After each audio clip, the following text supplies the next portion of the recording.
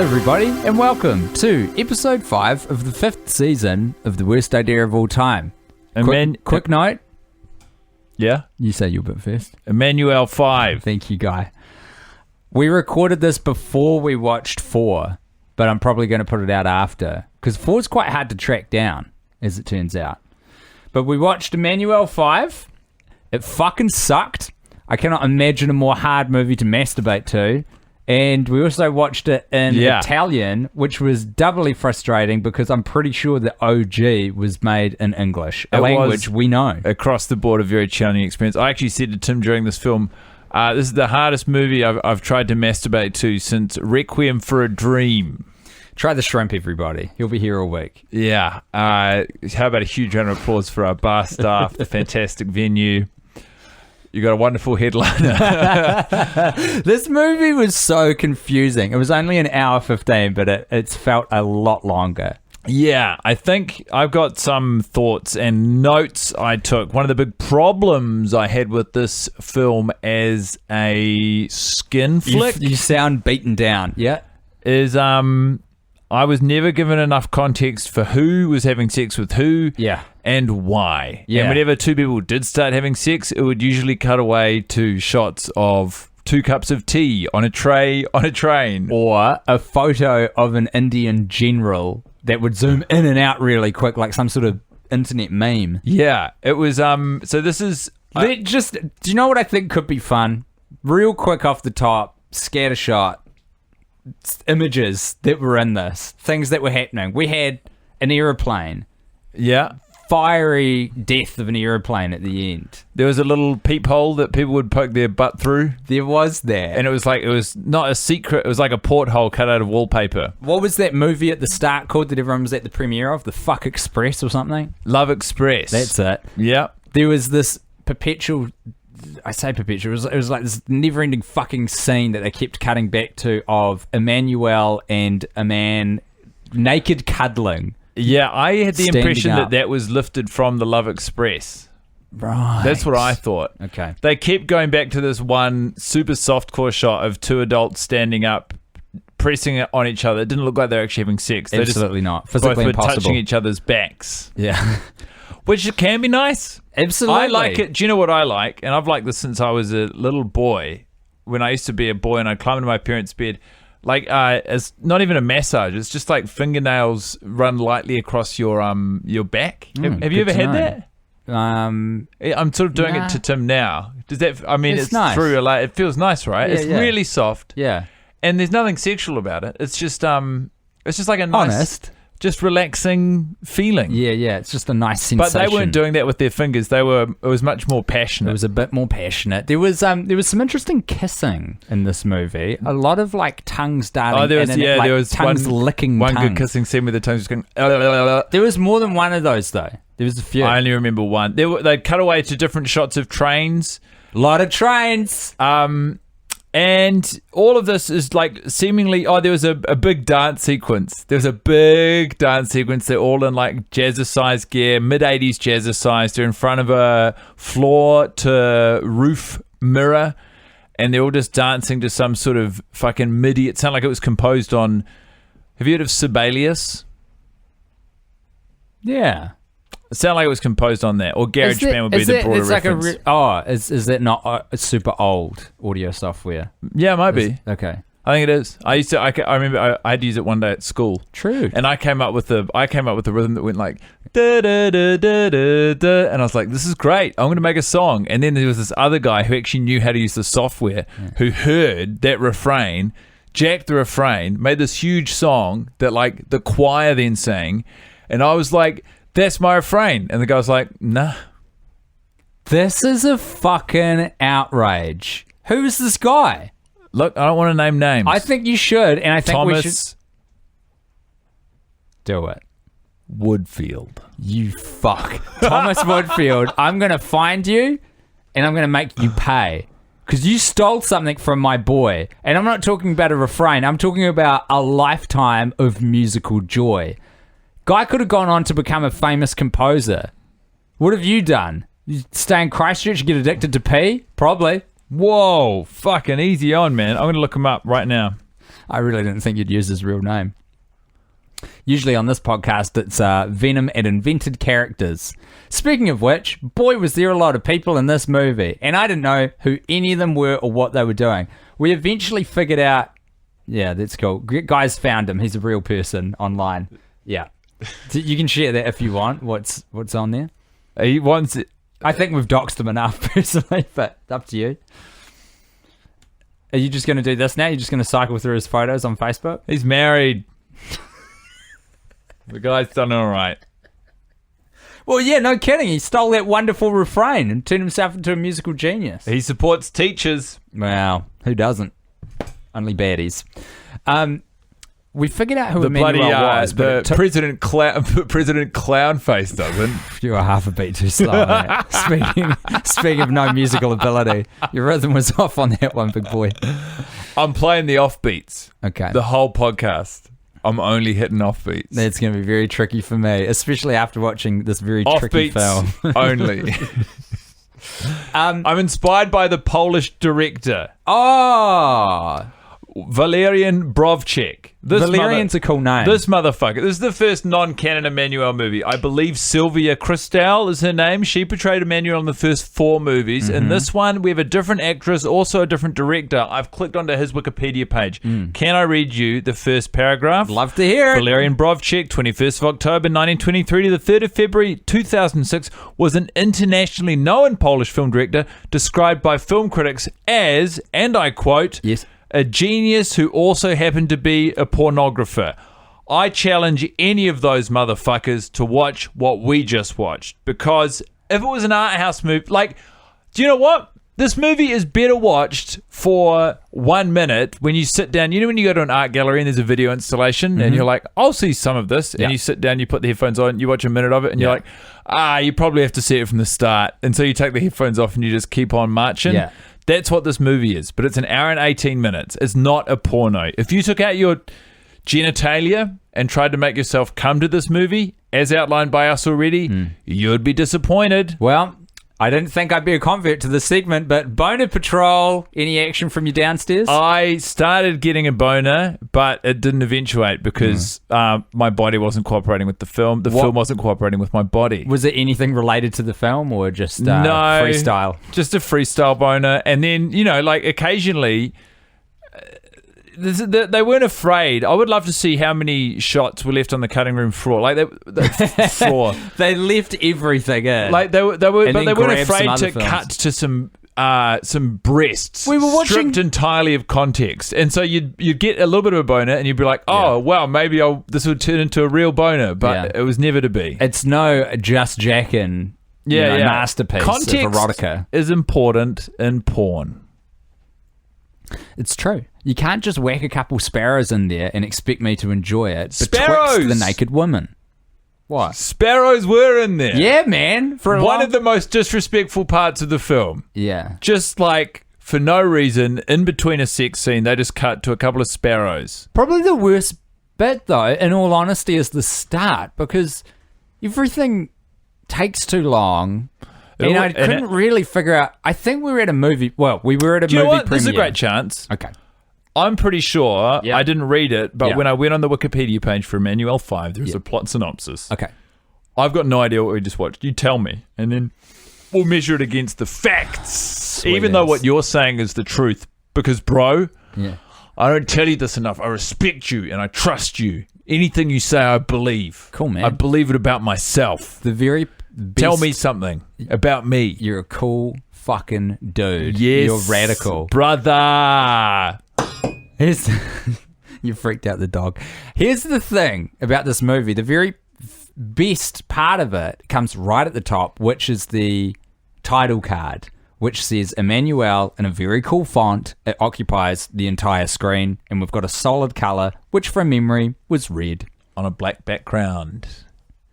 No, I thought the text was white on red. No, it was black on red. Red on black. Red on black. It was red on black. I'll go with that. Can't also, go the Satyrs. Huge congratulations to the Canterbury rugby team who have won Super Rugby Aotearoa and the 11th Super Rugby Championship overall. Black and red are their colours for those playing at home. That's right. Right. A red. feat unrivaled. A film premiere attended by a glitterati of stars. Presumably. Really interesting thing is they've spliced in some footage which is obviously people who are not actors, and you can fucking tell the second you see it. You're like, that guy's not an actor, that person is acting. That's not an actor, that person is acting. What are the tells? Man, it's a vibe. I don't know. It's like there's something. It doesn't matter how good you are at acting. You're always, if you are portraying something, you're constructing it, and that looks different to if you just film someone who doesn't know you're filming them. I actually, yesterday, before I bought YouTube Premium, I watched an ad for Helen Mirren's masterclass, and it opens with a shot of a seat in the middle. Okay, let's talk about this. Of the frame, and she walks into the seat and sits down. She says, "I just did the most challenging thing you can do as an actor, which is walking as yourself." And I was like, pull the other one, Helen. I'm going to pay roughly $15 a month to never have to hear or see that again. Dude, you just bought YouTube Premium, $15 a month. You should have bought the masterclass thing. Because once you get it, I think you get access to all of them. There are lots of skills I'd like to develop. It's like $400. I looked into it briefly. Have you done it? No, I haven't done it. I didn't pull, because it's still quite a lot of money. It's a lot of money. But I don't have enough time to like absorb it, I feel like. But quarantine was probably actually the perfect time to. I think a lot of people got into it in quarantine. That would have been good. That would have been a good use of the time. time. What would you want to become a master of? Fucking anything, dude. Yeah. Like, I want to get. I'm Ron Jeremy, mouse. And this is your masterclass in how to fuck anything. I would love to learn how to. That was on the on clay. beat. That joke was on the on beat, and Yeah, I'm sorry. You're back on. Movie premiere. Then what the fuck happens? I don't even know. It's the craziest scene you ever saw in your life. What? What one? Well, she was either at the movie premiere, presumably. I mean, I didn't even know who was Emmanuelle in this movie. Yeah. But someone is leaving the movie premiere, and there's a lot of the paparazzi. Oh, God, that's right. Okay, well, this is bad. We won't dwell on it because we're not going to get into But they all the chase dark her shit. to a boat. They chase her through the streets, removing her clothing to a boat, and she looks all playful, at the start, and then it's just like, what the fuck is this? And so she kind of makes her escape onto a speedboat that is piloted by the son of Christopher Reeves, and who did you say? Rick Moranis. Yeah. Pause. I can't remember what I was going to say, but you said something really great. You said it was, I don't know, just you're doing a really good job. Cool. As you were. So she is naked on the boat. She climbs across the hull. He is taking off in the speedboat, doesn't know that she's there. She kind of emerges from behind. He, with the act of pure chivalry, sort of doesn't sort of dwell his gaze too much on her naked body and offers his jacket to her. And then they cruise on the boat for a bit. Here we go. Now it's going to get interesting. Now we're in India? That was that little part of the movie that Tim just glossed over was literally the most linear piece of storytelling that the movie had the entire time. Like, it was the only time where our fucking director friend gave us like a long enough Valerian. Valerian. A long enough period without stripping context or suddenly, showing us a moving train or a couple of cups of tea. Oh shit, sorry. That's all right. I was trying to get that in front of you. Yeah, no worries. We're good? Really comfy. Like, it was the longest period of the movie that we got to see anything unfold. Things that made sense. Without like these artful cutaways to fucking whatever. We saw some shots shots from beneath looking up into the Eiffel Tower. I didn't even know we were meant to be in France. Were we in France at one point? I think we were in France the whole fucking time. What? No. Here's where we were. Well, probably Paris to start. No, I felt like I was in Italy at the beginning, but that might just be because we're watching the Italian dubbed version. Then I feel like we were in India for quite a while, like most of the film. Then I feel like we were in Las Vegas, Nevada. You ever been? Yeah, I went once recently, end of last year. Oh, and took magic mushrooms. Lost. Did you? $0. Made. Also $0. A lot of memories, though. Made any memories? Made some memories. Yeah. Did you have a good time? Yeah, I would never go back. It was more like it was geographically proximate to where the trip was ending. Mm-hmm. it felt like quite a nice sort of emphatic way to finish anything we might have picked up along the way. Yes. And say goodbye to America. Yeah. Both for me at the time personally, and I didn't realize, more broadly speaking, the concept of the nation for time immemorial. Considering our analytics on this podcast, let's not get too in the weeds on that particular bit of analysis. Anywho's, so India, for a long time, there's an Indian army general who fucks. How do I say fucks? He seems like a pretty horny guy. Yeah, they fuck. The boat man fucks Emmanuelle. We've got quite a lot of girl on girl. We've got reason to believe that most of the people in this movie fuck. It's to Valerian's credit, a lot of breasts in this film. But the difficulty is we don't know who they're having sex with, who they want to be having sex with, why they do or don't want to be having sex with each other. That's on us. That's not on us. We don't know Italian. Valerian doesn't know how to tell a fucking chronological story. I felt like I was watching the movie Seven. No, Memento. Okay. Memento, Chris Nolan movie. Where fucking Guy Ritchie's got tattoos all over his body. He's trying to piece together his fucking life every single day. That's what this movie was the softcore pornography equivalent of. That is a high compliment, I would say. But done poorly. Okay. I'm glad you put that qualifier right at the end so people wouldn't get confused. When I want to jerk it with my big boy Tim, I want fucking straight down the line, penetrative sex, chronological order. It just needs to be sustained for a while, you know? Here's the thing. This is what kept occurring to me while I was watching it. I was like, this is the Sky One After Dark shit that this is what I remember from adolescence. This is what clicked over on the cable box if you knew the PIN number or your parents hadn't changed it from the default 0000. That'll get you into pretty much anyone's R18 content on their family TV. And if you're lucky, 12:05, 12:10 a.m., everyone's in bed. You're up late watching some breasts stripped of context. It's a confusing way to get into sexuality generally because it's like, wait a minute, this is how you fuck? I don't even know biologically how a penis would be entering a vagina right now. Well, you never see that anyway, but at least usually they bother to get the physics roughly proximate. That's it, right? This is the thing. And everything's so weird and it's like, it's such a confusing time anyway when you're learning about that stuff for the first time. And then you're like, why are sparrows involved? It's not unusual to have sex with anyone. Why can't, I don't know. This guy being called a masterful filmmaker, and I know I'm paraphrasing, kind of shits me. Because I was not getting a whiff of that in this movie. Here you go. It looked terrible. There was one good shot in the film. From start to end, tell me the good shot. Over the shoulder close up conversation of Emmanuelle's face in the train. I think it was. All right, 30 seconds, the entire plot, and then I'm going to give you the juice. I'm going to give you the real fucking deal. Go. Emmanuelle is attending the premiere of Love Express. She is chased down the street by paparazzi who are desperate to get a picture of her in a state of undress. She arrives onto a speedboat and is taken away by Hero A. Hero A and her travel to India, whereupon she meets some new friends and falls in love and fucks a general. Then she's thrown in prison for falling afoul of the rules because Mr. Emmanuelle appears out of time. Oh, God. That was 30? Emmanuelle is a free-spirited woman who makes erotic art house films and runs a dance studio out of her loft in Paris. Okay. The movie opens with a Lifestyles of the Rich and Famous style montage of Cannes. How much better would it have been if Good Charlotte did the soundtrack? So much better. Of Cannes, with a documentary-like narration giving us an overview of the famous film festival held there every year. A film within a film. The sequence shows Emmanuelle premiering her latest film, Love Express, in Cannes, causing a scandal in the process. Later, she defends her film at a press conference to reporters who accuse her of creating pornography.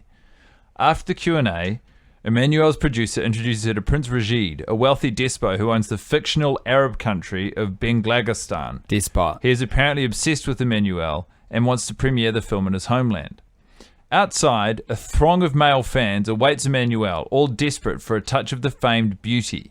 Things quickly escalate and the mob strips her of every last article of clothing, setting her jumping onto a stranger's departing boat for safety. Her unwitting saviour is Charles D. Foster, a young millionaire who disapproves of Emmanuelle's erotic films. The couple quickly fall in love after a night of exciting sex on his yacht. It's not a yacht. After an It's a fucking argument with the speedboat. concerned Foster, Emmanuelle travels to Bangladesh to promote her film. Hit pause. That name one more time. Bangladesh. Can you click on? Is that got a link? Is that a real country? No, it's a fictional Arab country. Oh, okay. All right. Sorry, I missed that. Benglagistan. It's incredible to think how much backstory these characters were imbued with that we were totally oblivious to. There was quite a lot of narration in Italian, so I believe it. Anyway. She arrives to promote her film and meets Eddie, an Indiana Jones-style danger seeker who befriends her. Prince Rashid kidnaps her for his harem and decides to make her one of his 50 wives. Eddie helps her escape, and together they run to the jungle. Charles sends an army helicopter to help Emmanuelle. Eddie dies in the shootout, but she escapes with the helicopter. Emmanuelle joins Charles on a midnight plane ride where they drink champagne and make love. The plane quickly falters and crashes into the mountains near Las Vegas. After being rescued and returning home to mourn her dead lover, she receives a note and flowers and realizes Foster is alive and loves only her. That is the movie we just watched. Fuck off, it is. They kind of glossed over the fact that Emmanuelle jumps out of the plane with a parachute on. That's quite cool. You should mention that in a plot synopsis, you know? Yeah. What they described makes it sound watchable. Yeah, it does. But again, I don't know. Maybe if we knew Italian, it would be a bit of a different story. Also, it was low res. Yeah, there was that. And I'm shocked that you noticed. Really? Kinda. I'm intelligent. You're intelligent, but I just think most people don't care about that kind of stuff. It was pretty low res. It would be like if I was watching it on YouTube, I would have clicked on the res bit in the corner, Been like, and what it would the have fuck's been going on like here? 240, and I would have been like, and then it would be like 360, and I'd be like, and then it doesn't go to 420, it's just on auto, and it's auto on 240, and I would have been like, God damn it. And then I would have scrolled up and realized, hold on, I'm on YouTube Premium. What's this? 2,109, and I'd click on it, and it would come out of the computer, and I would be having context-free occasional bursts of sex in between gratuitous shots of cups of tea and sparrows. And I would have been like, damn, for $15.99 a month? Pretty good. Pretty good. The great thing about Google is they're doing good stuff with your data. That should be their new motto, because they had to get rid of the old one, which was, don't be evil. Do no evil, yeah. Now it's like, Google, we're doing good stuff with your data. And they should have cute ads like that, voiced by Kiwis. Google, we're doing good stuff with your data. I reckon that would work. I reckon if the most sort of terrifying companies, or the companies that probably have the most mistrust placed in them because of, you know, the shady, shadowy... The action they have taken. Yes. The things they have done. If they just got New Zealanders to voice over all of the ads, it's so, like, Americans are Google. so soft on our accent. 5G, all good. Don't Yeah. even worry about it. It's sweet ass. 5G is all good. Yeah. Like I said, it's sweet No, ass. I'm talking to you, Tim Batt, in the studio. It's like Google 5G. It's fine. That wouldn't need to be an ad because it is widely understood that 5G is fine. Yeah. It's no problems. 5G, all Agreed. good. Can you say it just as Tim now, just in your normal voice? 5G, sweet ass. Okay. I agree. Yeah. So it's agreed by Tim and Guy that 5G is all good. 5G, no problemo. Why do you keep saying the whole sentence? Just say, yeah, you're right. No issues with 5G. Why not be deliberately ambiguous about a terrifying conspiracy sweeping the globe? Our audience is smart enough. I think. I hope. I pray. And I hope. Who was your favourite person in it? And I pray. I liked, there was this mustachio gentleman who, while Emmanuelle was running one of her dance classes in the loft, was either in a side room or... Oh, the instructor dude? or man. maybe not even in the studio at all. Maybe not even in Paris. Oh, was he the bald guy? Yeah. That guy was awesome. He was cut to ribbons and he was getting his. And you'll be pleased to hear, for those of you watching along at home thinking, hey, sex involves two people, were they getting theirs? Yes, both parties were getting theirs. We are to believe, although we do not see, that they both come. Simultaneously? Perhaps. Independently? Sure. Why not? What else? Who did you like? I liked the boatman. You gave him a name. The plot gave him a name. The millionaire, bad boy, who's not on a yacht. David Foster Wallace. I'm right about that, right? It wasn't a fucking yacht. Yeah, it was a tiny speedboat. A little white speedboat, which is what you have when you're in Paris. It's kind of cool that they, I don't know. That was in Cannes. That scene was in Cannes. I think it's fun that they're playing with the form of, it's a film. She's a filmmaker. It's a film within a film, that kind of shit. I'm torn. Because you respect it more for this. On the one hand, well, I respect. That's strong. The kind of meta playing with the form, the medium is the message kind of shit. It throws a bit of an interesting element in there. But on the other hand, it kind of reverts back to that very egotistical thing that artists do, where it's like, there's so many books written about writers, like the main character is a writer. There's so many films about a guy who's like a filmmaker. It's that kind of shit. Give me a fucking dope-ass movie about a fucking plumber. But no, you won't, because you're not brave enough. Well, it's because they probably a lot of pornos about plumbers, though, to be fair. And I hope we encounter one in the Emmanuelle series. There aren't a lot of movies about plumbers because not a lot of plumbers are screenwriters, and not a lot of screenwriters are former plumbers. Mate, being a screenwriter is about creating a world which you are not a part of. It is a fiction, a make-believe. So do you Drawn from your own life and experiences, communicating what you want to say, write what you know. Get some more life experience. You're telling me I need to learn a trade to become a screenwriter? I'm saying you need to hang out with some fucking plumbers instead of your goddamn artist crew all the time that drinking means your we soy don't talk lattes. to each other anymore. What do you mean? This is not mutually exclusive. We could get a new buddy who's a plumber. And then make a movie about it. We can't just go and acquire a friend who is a plumber without forming some sort of meaningful foundation to begin with. You can't just cherry pick your friends based on their job. It's not how the world works. I can do it. Do it. You sound like a little coward. I sound smart. You sound like a little chicken boy. I sound like a grown-ass cow. Moo, moo, moo. It's Guy Montgomery. It's Guy Montgomery. A cow? Yeah. Why have you picked a cow as being your Opposite animal of a chicken. It's not. That is a dog. Dogs are brave.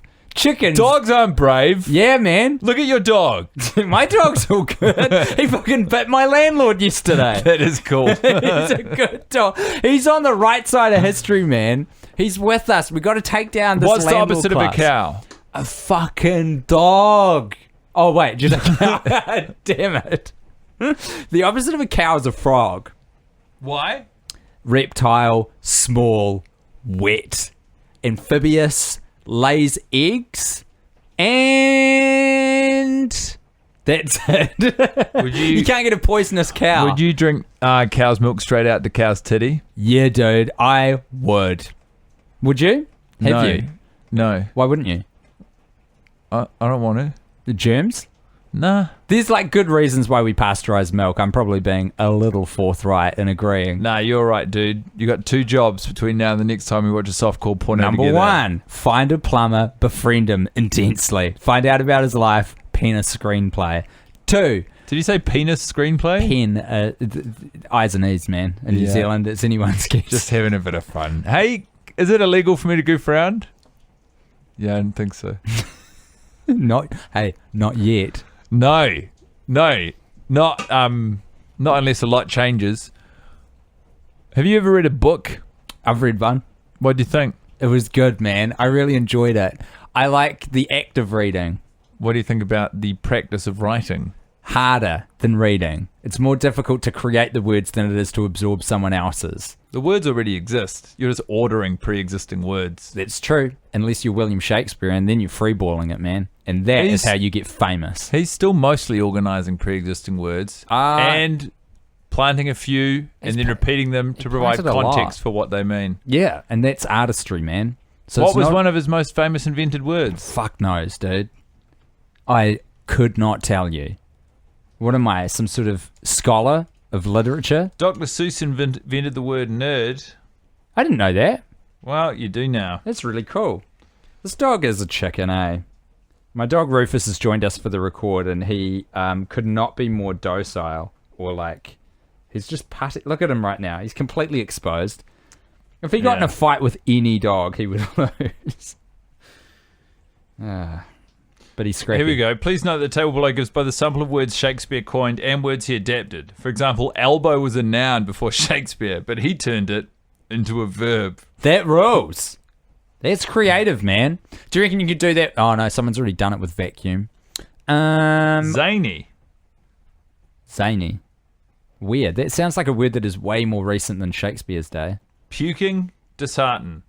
Metamorphosize, marketable, moonbeam, obsequiously, frugal, gust, dwindle. These are good words. Yeah, they are good that words. guy rules. All right, you're right. I'm wrong.